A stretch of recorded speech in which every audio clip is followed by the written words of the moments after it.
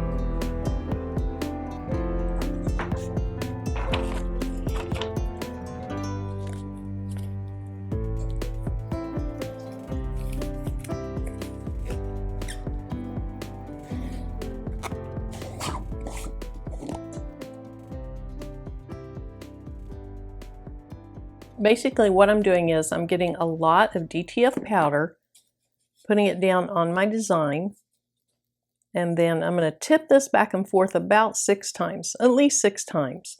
You want to get all of the ink coated. Once you have all the ink coated, then you're good to cure it. Now this DTF powder acts as the binder. It's the adhesive. And so it is sticking to that ink right now. Once we put it in the curing oven, it's going to melt. And then once you put this on your shirt and you put it under the heat press, that heat press reactivates the adhesive, and that's what causes it to stick to your shirt. Now this unused DTF powder, it can go right back into the container. I think that looks good, so I just lift it up, let the excess fall off, and then give it a little bit of a tap.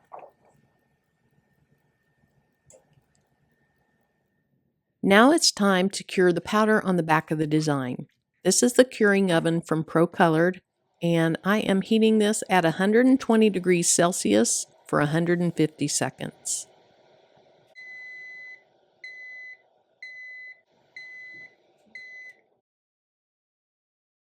Now there's this little suction type tool that if you want to use to get it off of the oven, you can.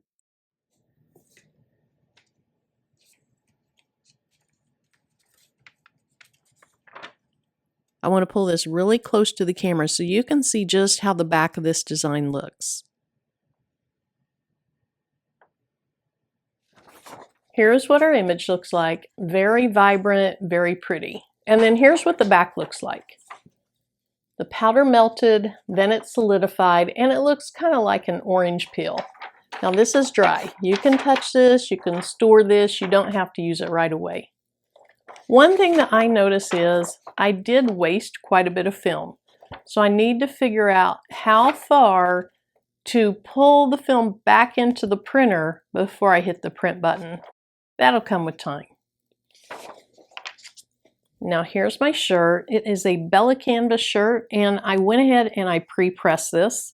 Just like if you're using sublimation, vinyl, or anything else, you want to pre-press your shirts before you put anything on them.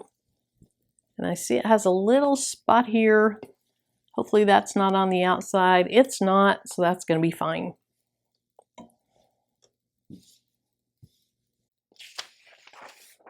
Now, to find the center of my design, what I can do is I can put, well, let's do it this way.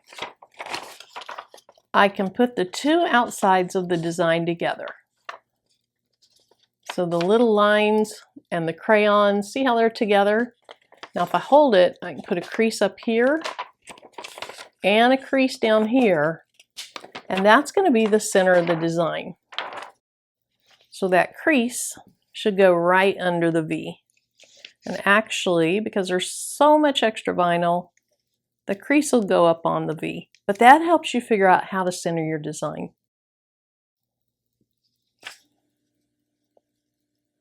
Now let me go ahead and just move this until I like it.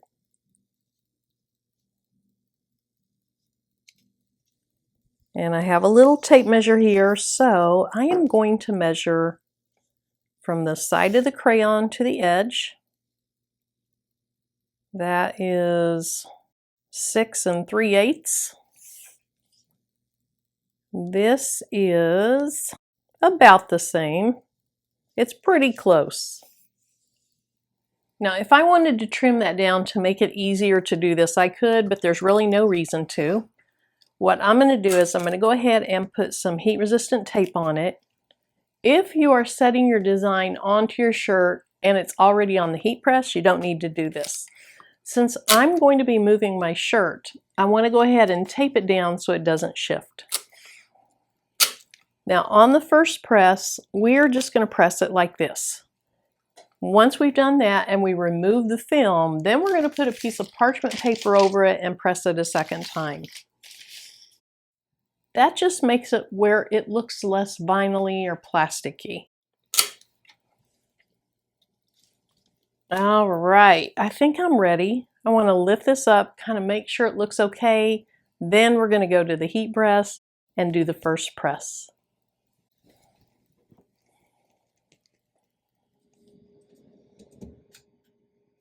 I'm going to press my shirt at 325 degrees Fahrenheit for 15 seconds. I've seen people press them longer, slightly different temperatures. This is just what I always use, and it's worked fine for me, but you might need to experiment with whatever brand of film and powder you're using.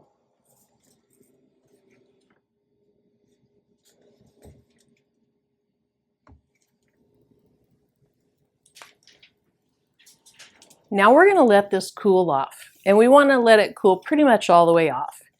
If you have a ceramic or a porcelain tile, you can set this on it to pull some of that heat out. Otherwise, just leave it alone for a while, let it cool, and then it's time to pull the film off. I think it's cooled down enough. Let me take a peek at it and see if it is sticking.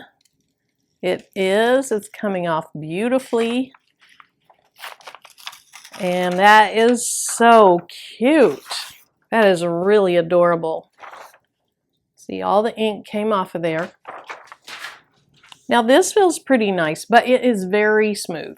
It feels like vinyl right now. I don't know if you can tell in the camera, but right now it feels like a vinyl. So what you can do is you can put a piece of parchment paper over it. You can repress it. I just repress mine at 325 for 15 more seconds. It takes some of that slipperiness away, and to me it just looks nicer and it really feels nicer. So let me go ahead and do that second press.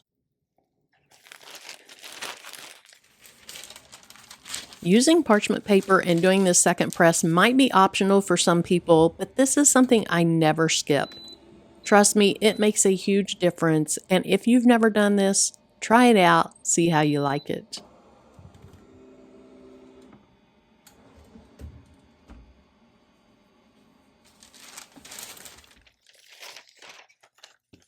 That feels so much better.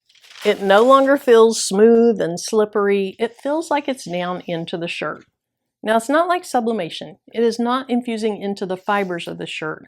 But once you do that second press with the parchment paper, it really feels like it's more part of the shirt. And unlike sublimation, you can put this on cotton, you can put this on dark shirts. The beauty of DTF is that white ink makes it where you can put it on whatever color you want. You put that white ink on the back, it makes the colors pop on any color of shirt. So I really love my first DTF shirt on my new Procolored printer, and I think Mrs. Swartz is going to love it as well. Thanks so much for joining me today. I hope you enjoyed the video.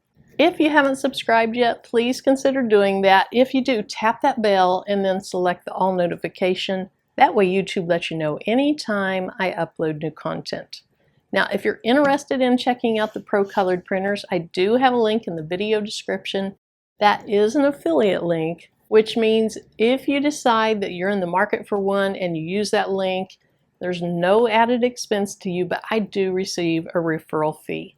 So thanks again for joining me. I hope you enjoy the rest of your day. And until my next video, bye-bye. Yes, it stretches. It sure stretches. Who goes around and stretches their shirts? I don't know, but it stretches.